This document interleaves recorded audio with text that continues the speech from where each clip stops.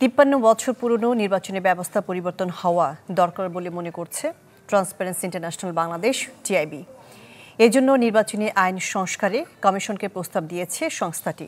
জবাবে প্রধান নির্বাচন কমিশনার স্বীকার করেন, গণতান্ত্রিক চেতনা থেকে যেভাবে ভোট হওয়া দরকার ছিল তা হয়নি। আগারগাঁও নির্বাচন কমিশন সভাকক্ষে নির্বাচন কেন্দ্রিক আলোচনায় মুখোমুখি কমিশন এবং ট্রান্সপারেন্সি ইন্টারন্যাশনাল বাংলাদেশ টিআইবি।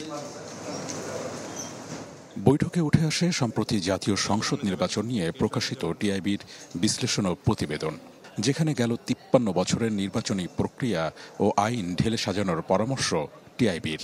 যে নির্বাচনী ব্যবস্থা যেটি আছে সেটি আমাদের 53 বছর স্বাধীনতার পর আমরা সুপারিশ করেছি এটাকে পরিবর্তনের বা নতুন করে ঢেলে সাজানোর দরকার, যার মধ্যে আমরা যে একটা পদ্ধতি বলেছি, পরামর্শ দিয়েছি যে প্রপোর্শনেট রিপ্রেজেন্টেশন ব্যবস্থা, যেটা অনুপাত ভিত্তিক প্রতিনিধিত্ব। প্রতিবেদনে উঠে আসে নির্বাচনকালীন সরকার ব্যবস্থা এবং স্বার্থের দ্বন্দ্বমুক্ত ভূমিকা নিশ্চিতে ব্যর্থতার খতিয়ান। টিআইবির পরামর্শ, একদিনের পরিবর্তে কয়েক ধাপে জাতীয় নির্বাচন অনুষ্ঠানের। অভিমত, সংসদে একচ্ছত্র আধিপত্য প্রশ্নবিদ্ধ করছে জবাবদিহিতাকে।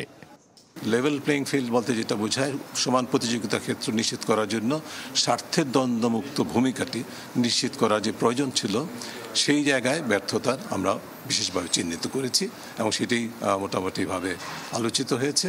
সেখানে দ্বিমতের কোনো সুযোগ ছিল না। টিআইবির বেশিরভাগ মতামতে সহমত পোষণ করলেও সেক্ষেত্রে রাজনৈতিক স্থিতিশীলতার প্রয়োজন বলে মনে করেন সিইসি। বলেন, কমিশনেরও আইনের সীমাবদ্ধতা আছে। আমাদের আইনে কিন্তু সীমাবদ্ধতা আছে, আমরা কতটুকু করতে পারবো। রাজনৈতিক সমস্যাগুলোর নিরসন না হলে নির্বাচন ব্যবস্থাটা আরো স্টেবল হবে না, আরো স্টেবল হওয়া ডিফিকাল্ট হবে। এ সময় সিইসি বলেন, কাজের মাধ্যমে অভিজ্ঞতা বাড়ে, তবে সুষ্ঠু নির্বাচনের ক্ষেত্রে প্রযুক্তিগত উন্নয়নটাও জরুরি।